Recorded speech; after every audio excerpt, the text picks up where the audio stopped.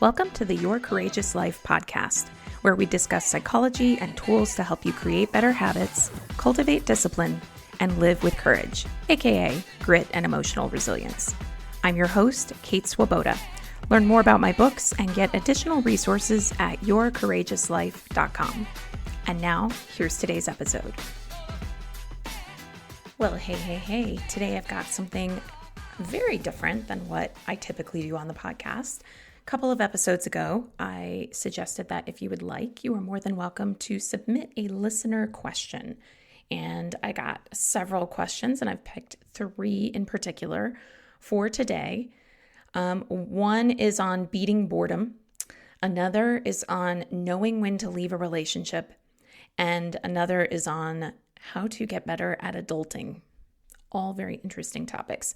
So this is one of the I think I've brought occasional listener questions into other episodes. I can't remember, but I think this is my first time ever devoting a full Your Courageous Life podcast solely devoted to listener questions. So I'm excited to dive into the questions. And if you would like to submit a question, please do that by sending an email to support@yourcourageouslife.com and make sure you put in the subject line podcast question, because sometimes we get questions from people around the internet. Sometimes some of the things that have landed in my inbox, I'm a little like, why did this person send this? I'm not sure even if this was a real person who sent this. So just make sure you put podcast question in the subject line so that I know that it is with that intent that you are approaching your question that has been submitted. All right, so here's the first one. The question is, I feel like over the past few years, I'm not exactly depressed, but I'm not exactly happy either. I'm bored. My job is a stable one, and it's not bad, but it's not exciting. I take care of myself. I work out. I'm married. I'm a parent. I pay the bills. I do the things. I'm happy in my marriage and as a parent, but there's nothing that is particularly interesting about my life. Sometimes I go to meetups in my area, but usually when I'm there, everyone already knows each other and I have trouble connecting. I'm wondering what to do when life feels kind of blah. All right. First thing, I feel this strongly. We have all had a really hard couple of years collectively due to the pandemic. And I know we are all so tired of talking about the freaking pandemic. We just want to move on. But the pandemic did take an enormous toll on our society.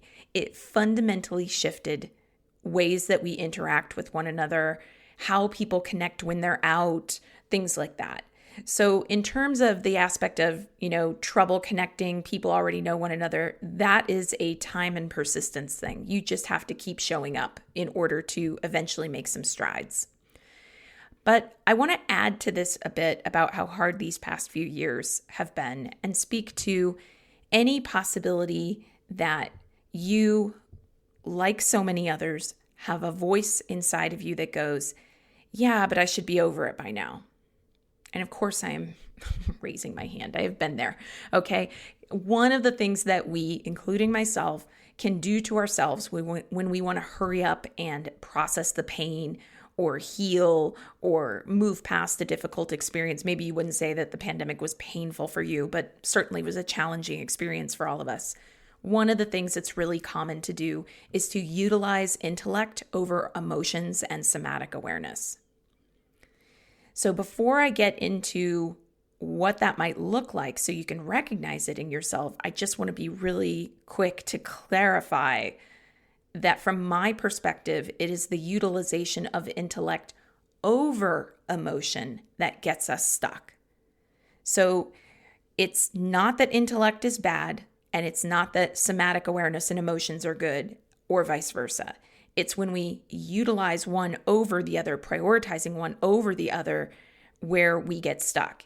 And I wanted to address this because there has been a definitive uptick in the past few years in people talking about trauma and the necessity of tuning into your feelings and feeling your feelings. And while that sparks some great conversations, I just want to point out that ethically, there are a lot of people who are going onto social media who are not clinical practitioners with a clinical understanding of trauma. that 3,000 plus required clinical hours that therapists must undergo in addition to their formal training. And when some of those influencers, including some coaches, go onto social media and start talking about, you need to start healing your trauma, and you do that by tuning into your feelings. And I realize your question is not specifically about trauma, but it's related to feelings, to getting out of a feeling of blah. Those people might be opening up a Pandora's box.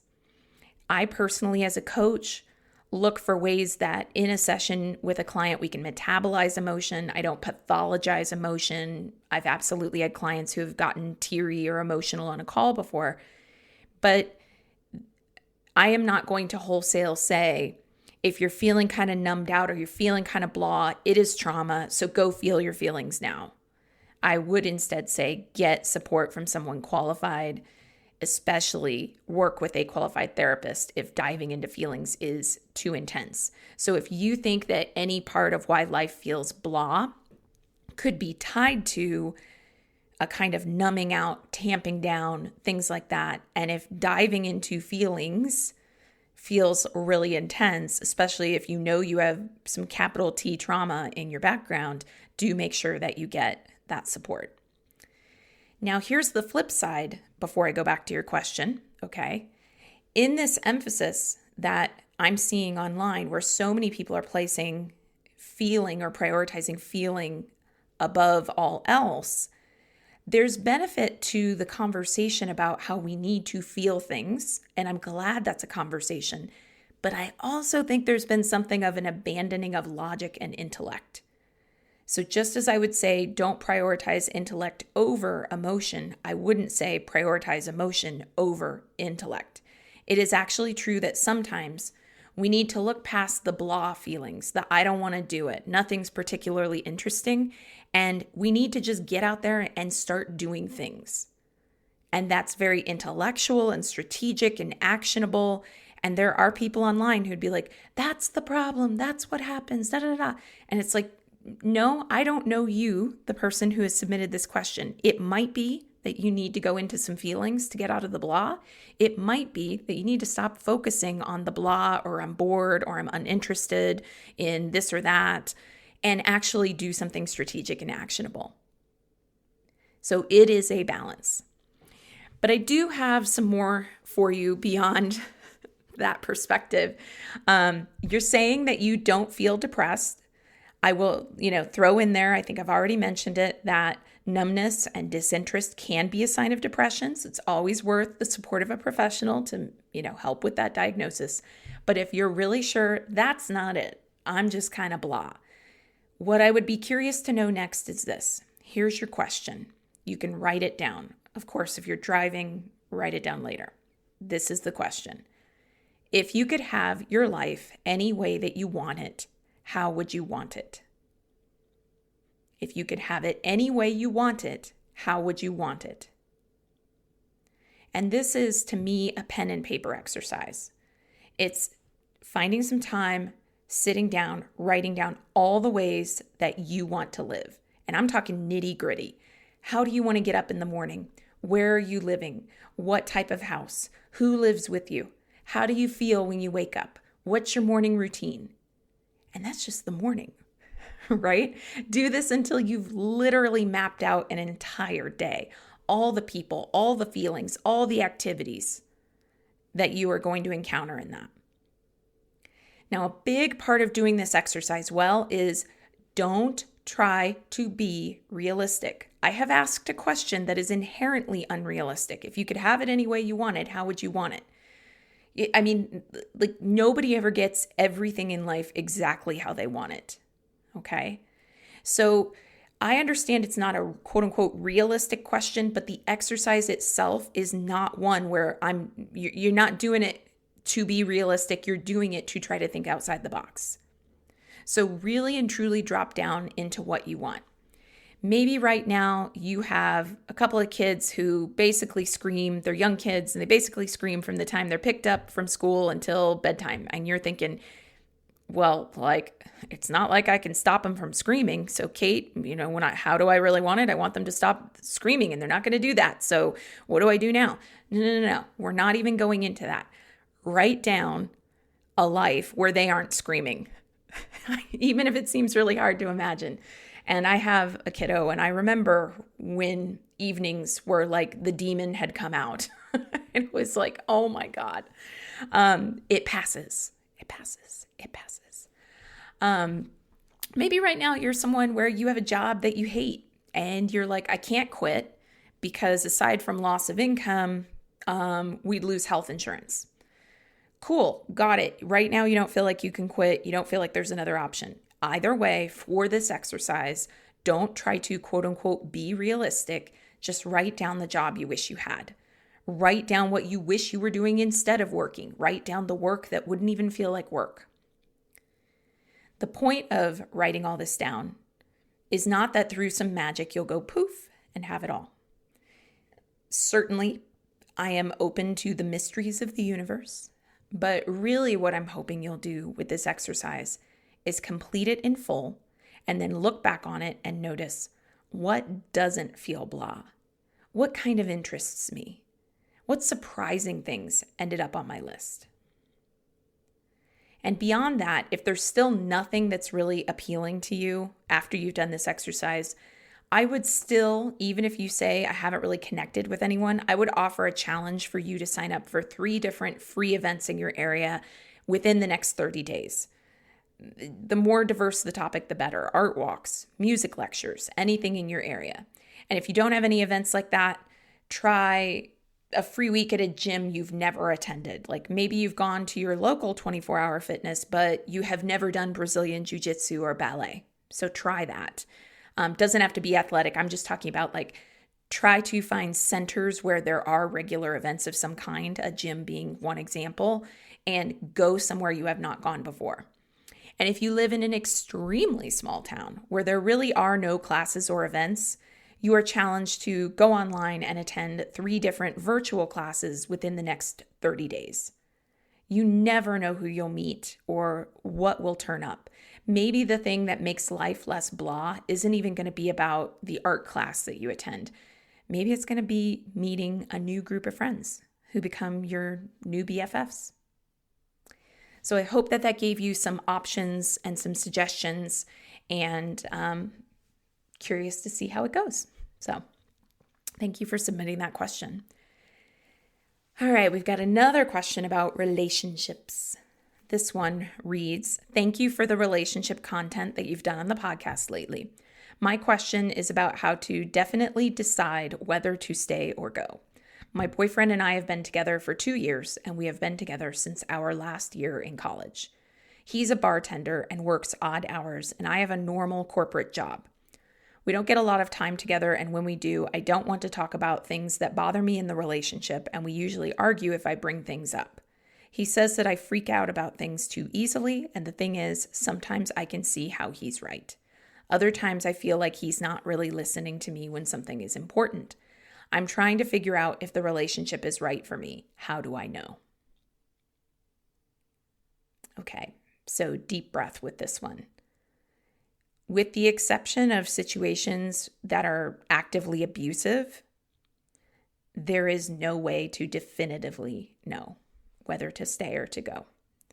And here's why I say that. Who you are now and who your boyfriend is now are different people than you will be a year from now or 10 years from now. You are both growing and changing. And you've mentioned that you are recently out of college. And I know it sounds like it's been, so you said your last year in college, and then now you're out of college in 2 years. So I'm guessing it's like senior year of college, 1 year out of college. That is still recent. That is still recent for the adjustment. That's a lot of life ahead of both of you too. So a question that I have is, are you two overall in the aggregate of these 2 years you've been together, are you growing and changing together, or are you growing apart? This is not an easy to answer question. This is a question we have to sit with. Context is everything because relationships go through ups and downs and rough patches. I have been with my now husband for almost 2 decades, And I look back over those 2 decades, and there are like entire years where we loved each other very much, but I don't know that we liked each other a lot. And we had lots of good times like in there too, but we were like chronically fighting, arguing, disagreeing, whatever you want to call it, about the same issue. And it was annoying. And then when the issue got worked out, it's like, oh, okay. But that whole time we were also growing and changing together. I could see that he was really trying. I knew I was really trying. He could see that I was really trying. We both wanted something better than what we had, than the conflict that we were in. So we were growing and changing together, even though I gotta say, I don't think we liked each other sometimes. So this is a question. Are you growing and changing together, or are you growing apart? This is something to sit with. And the context of the two of you both being still, I would say, in a big transition into the world of work and life after college is an important one. And for anyone who's listening to this and you're like, yeah, I've been out of college for 20 years, that's, and I have problems with my relationship and I wonder if I should stay or go. I mean, context is everything there too. If you just had a baby, if you have a kid under 6, frankly, that's a big transition.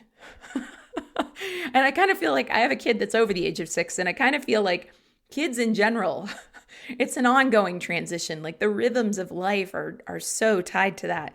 Have you had a big job transition? Have you moved to a new state? Transitions are big for both parties, okay? So just going back to this listener's question, the two of you are both still in a big transition. The world of life after college is a transition, and it takes a while to find your place. You're not supposed to figure it out right away. There's no like timeline in the sky that you're not meeting. So I want to normalize that. Coming back to the feedback piece, he's giving you some feedback, okay? He's saying things he sees about you, and I'm assuming you've given him your feedback about him. When people give us feedback about our behavior when we're in a relationship with them, the opportunity is to see if this feedback will help us grow. That has been the most helpful reframe for me, because as a recovering perfectionist, what I want to do is I want to do it perfectly the first time. And feedback for my lizard reptilian brain is I didn't do it perfectly the first time. So there is a kind of ongoing monitoring that I need to do when I quote unquote receive feedback, which again, my inner self kind of initially takes it as, so I didn't do it perfectly the first time you're telling me? And that can be a little hard. So what I've been trying to do in recent years and encourage for you and anyone else listening is that feedback is an opportunity in many ways. It can help us grow. It can show us who we don't want to be. It can show us something about the person that we're with if they're delivering inaccurate feedback.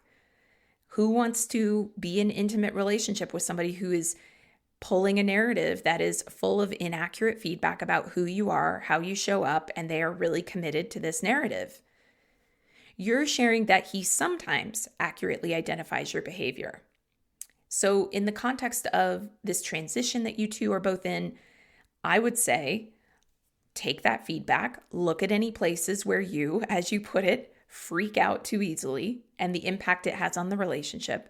But there is equally, because you two are together, as much of an opportunity for him to take into consideration the context of who you are at this stage in your life. So without a doubt, I am sure that in the transitional years of my life, I've been someone who quote unquote freaked out too easily. Right? Like a little grace is nice, okay? Our partner's feedback, our opportunities to grow for us personally, they're also opportunities for our partners to practice giving us grace, compassion, second chances, do-overs. I don't know anybody who's perfect.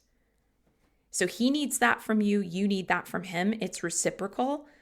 And the process of doing what you can in the relationship to learn how to take in feedback and also give feedback, to give grace, to receive grace whenever you need that compassion. By grace, I mean compassion. That is a valuable life skill, life lesson. And it's not about whether you stay or go in the relationship. It's about what's available as an opportunity for you in the relationship right now. So even if you decide to leave the relationship 6 months from now, it still will have been beneficial to both of you to have spent that time asking each other how to better take and receive feedback and give and receive feedback and how to give and receive compassion. What I will also add as one final note is that there is an uncertainty as a whole that I sense in your question. I'm not hearing in your question, and it could just be that it wasn't what you happened to put down at that moment, but so far I'm not seeing or reading really in your question a longing to be closer. And that might also be something worth looking at. I'm wondering how the two of you are looking at solutions together and not just focusing on fixing problems. And for what it's worth, my husband and I got together at around the age that you two are, and we worked with a couples counselor. We have been on and off for the past 2 decades almost that we've been together as of this recording. So getting support for your relationship is not something you have to wait to do until you're older or you're married. We started this before we were married, so I just want to normalize that. And I think that getting some kind of relationship support is really helpful for you to better understand yourself, your partner, and the relationship dynamics between the two of you as you decide whether or not the relationship can be worked on and if you want to stay or go. So great question. I hope that this helped. All right, I'm going to move to the final question that I'm going to bring to our listener Q&A today. The question is, I'm 25 years old. And this is weird to admit, but I feel like no one ever taught me adulting. I hold down a job, I'm on time, but I still constantly forget to pay bills or to get my oil changed, or I think I texted someone back, but I didn't. I run out of things and have to make multiple trips to the grocery store or Target, or I will be running late and then realize my gas light is on. For a while, I wondered if I had ADHD, but I don't think that that's it because I don't feel like this is a focus problem exactly. What bugs me the most is knowing that I have plenty of time to do whatever needs to be done. When I think of getting older and getting married and having a family, which I want to do someday, I feel overwhelmed because I can't even manage my life now. I'm wondering how I can get better at doing the basic everyday adult stuff that I need to do. Let me tell you now, there are people who are far older than 25 who are going, thank you for asking this question. So first, kudos to you for being 25 and noticing that something is a pattern in your life that you want to change. That already says a lot about your character. A lot of people of all ages want to get quote unquote adulting in order, but they'll still struggle with it and they'll start distracting themselves or getting avoidant about dealing with it. And I hear you saying that you actually recognize this and want your life to change, which is something that you should be acknowledged for, which is why I'm taking a second to do that right now. All right, I want to support you first around getting into the here and now. One of the things that I read in your question is that when you project out into the future and you think about aspects of your life that aren't here yet, like getting married and having a family, that's when you're feeling more overwhelmed. I'm not saying you don't feel overwhelmed other times, but that it sounds like heightens it. You're basing the future on how you perceive your life now. And the reality is that you don't know what will come in the future. Like, what if the partner that you choose ends up making your life easier? I'll give a personal example. My husband cooks almost every meal that we eat. He doesn't mind cooking. I don't particularly like it. When I was single, I had to do all the meal planning, grocery shopping, cooking myself. Now that I'm married, I do the grocery shopping and meal planning. He does all the cooking. So thanks, babe. I don't know if he's going to listen to this, but if he does, there's his shout out. So, something that I used to handle that I didn't particularly like handling, like now he handles it. There are different chores that he handles now. Like I used to do everything to live, right? Take out the trash and do the cooking and do the clean. Now both of us do some of these things. So this is an example that I'm sharing to encourage you to stay here in the moment with what is right here and what is right now. Right here and right now, what do you want for your life?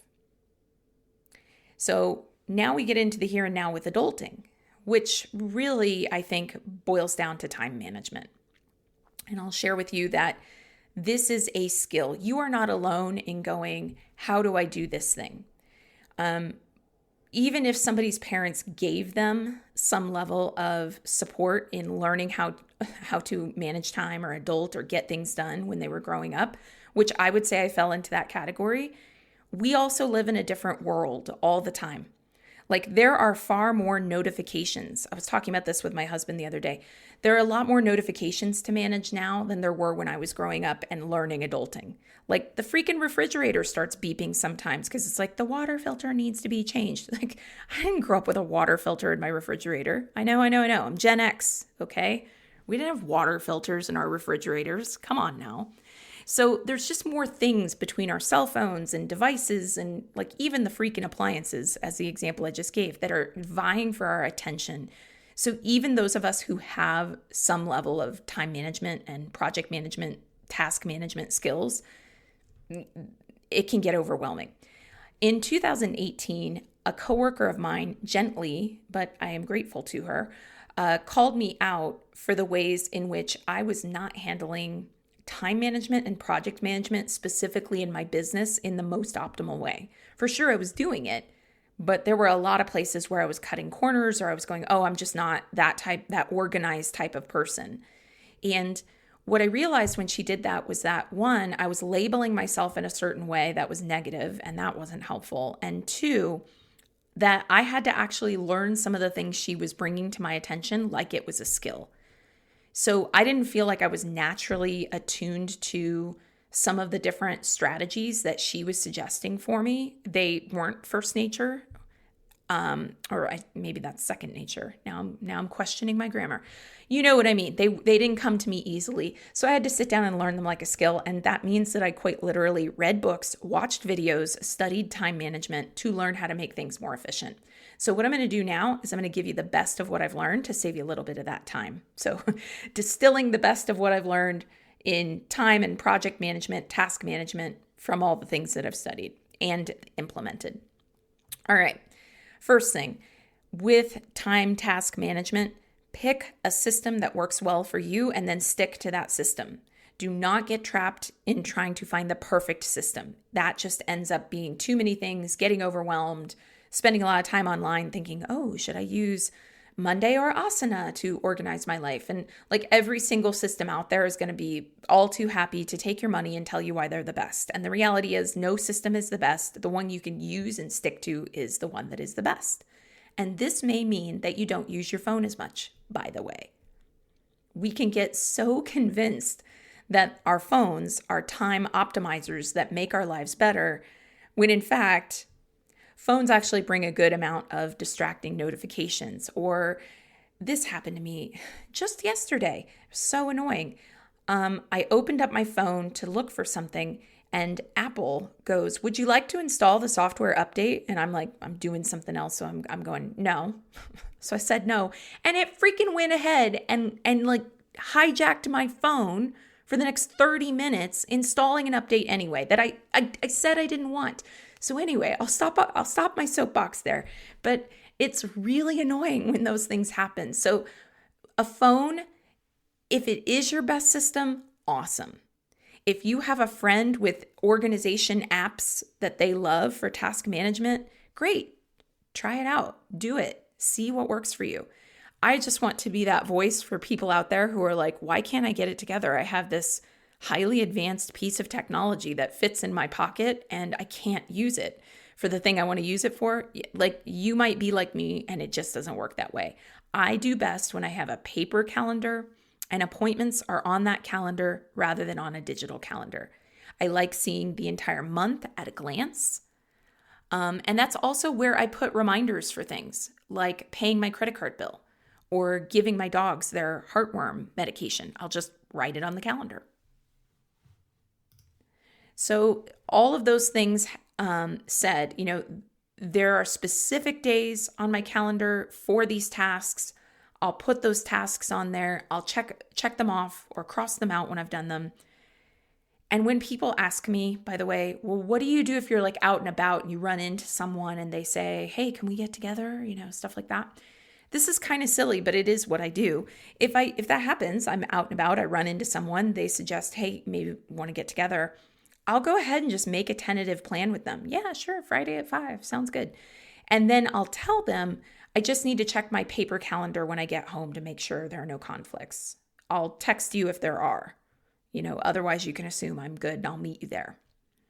If I'm traveling, I don't usually bring the paper calendar with me.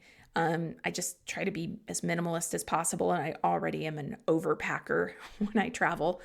But what I'll do is take a photo with my phone of my paper calendar and consult that if a scheduling item comes up. So for instance, if I'm going to visit a family member and I'm taking some time off work and a colleague might need to ping me about something that is happening when I'm back in town, and I can't say yes or no until like I'm back in front of my paper calendar.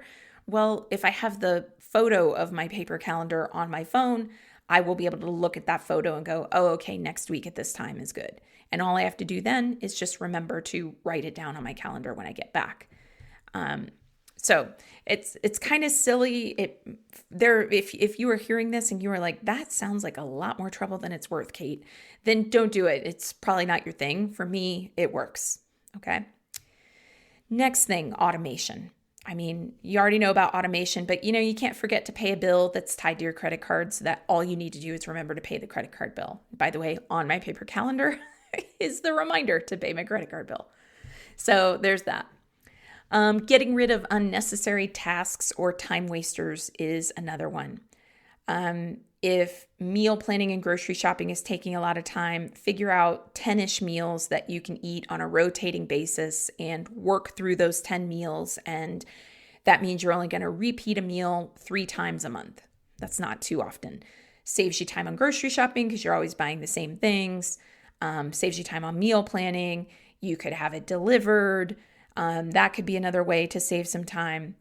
If you currently drive for your commute, consider if there's a way to work from home, part-time, full-time, to save on commuting. If you have to do the commute, instead of driving, if you take a bus or a train, could you read a book? Could you get a jump start on a work project so that you can leave early? When I used to have a commute, I would listen to podcasts, and I appreciated how much I could learn from those podcasts. Even now, when I do pickups and drop-offs for my kiddo, which are only about 20 minutes each way, I will get 20 minutes of podcast listening in on the way to pick her up.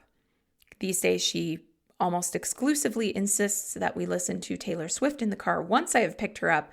So it's only on the way to pick her up that I can listen to the podcast. But all that having been said, 20 minutes doesn't sound like a lot to listen to a podcast, but 20 minutes times Monday through Friday, 5 days a week, that's almost 2 hours of podcast listening. So it's another way to catch up on that type of stuff. Next one, batch processing. Sundays, for instance, are my days to prep for my week ahead. It's my day when I do my laundry, pick up the clutter in my office, pay bills if there is that one rando bill that companies do still exist that are like, you have to send in a check. And I'm like, okay, so I'll sit down, I'll do things like that. Cleaning, deep cleaning, all that type of stuff. Going out and getting errands, I do that in one batch. I fill up the gas tank in my car, even if it isn't on empty, because then it's just done. And if I just do that one day, one dedicated time in a batch, then it's like, whew, I feel the relief of it's all done. So let's get into how you can figure out some of these things for yourself, because I know I've just thrown a bunch of different options into this podcast. So as an actionable strategy, what I would suggest for anyone listening is sit down and write out your weekly recurring tasks. So those are the things that recur, that need to be done weekly, like laundry, like filling up your gas tank. Slot specific time on the calendar to get those handled. And then separately, I think it's a smart move to slot some time on the calendar for stuff that comes up. So if you get this kind of random, I'm thinking for some reason of trips to the post office, something where you can't just, put it in the mail. You have to go to the post office, DMV, things like that. If you can book time for the things that you don't have to do every single week, but just sometimes things come up and you don't want them to throw a wrench into the rest of your week, put that time on your calendar. If nothing comes up, you get the time back. If something does come up, you've got the time on your calendar already for getting things done. I am big on buffering my time as well, which means that if I think it's going to take me 20 minutes to do something, I'll put 30 to 40 minutes on my calendar. Things like that, because then I'm not feeling that pinch. I think the hardest part of time and task management is when we feel the pinch of all the things we're trying to get done that feel hard to get done. Last, while I have already mentioned, hey, stay in the moment, don't get too far into the future with things. I also want anyone who really identifies with the listener who sent in this question, they're not married, they're feeling like adulting is hard. How am I going to do it when I'm married and I have a kid, a family, etc.? I just want to be here to tell you that I'm married, I have a kid, full-time work. It is absolutely possible to find the systems that work for you and for your life. I promise, it really is. So focus on the here and now while also figuring out or holding faith that you'll be figuring out what you need to figure out when it's time. And the better you get at whatever you need to handle in the here and now, the more you're training and expanding your capacity for the things that you will take on in the future. So I hope that was helpful. Once again, if you have any listener questions that you'd like to submit for a future episode, send those to support@yourcourageouslife.com. Giving me enough context to be able to answer your question, helpful. And make sure you put podcast question or something like that in the subject line so that I know what kind of email I'm getting. So thank you for sending in those questions, and I really look forward to answering more.